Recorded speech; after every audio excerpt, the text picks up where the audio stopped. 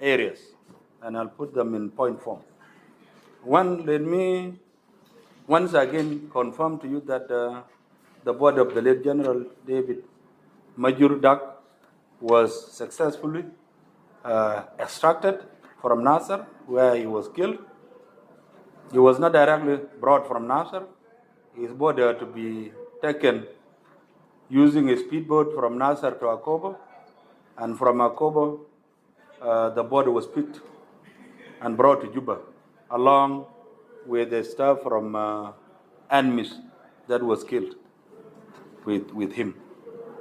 The body was received at Juba International Airport by the Command of the Defense, led by the Minister of Defense and Veteran Affairs, the Chief of Defense Forces, the Presidential Advisor for Security. Basically, the entire command was at the airport. As we speak, the body is Juba Funeral Home, and plans have started on the process of burial arrangements. So the command will sit and decide when and where he would be buried. And the command also confirmed that he will be accorded full military honors when he's finally being laid to rest. That's point number 2. Point number 3, after Nasser was overrun, and the Assistant Chief of Defense Forces, Lieutenant General Gabriel Dwop, who also doubles as the General Chief of Staff for SPLIO, was arrested, along with rest. Some components of SPLIO that was integrated into the system during the unification of second level of command, they started fearing, especially those who have been fueling and funding the conflict in Nasser. And that's why those who felt that they had been contributing towards arrest in Nasser by way of mobilizing, by way of providing funds, they took off. Some went into hiding here, some went to the nearest SPLAIO containment areas here in Juba, say Central Equatoria and Terekeka. Some fled as far as Launwer areas.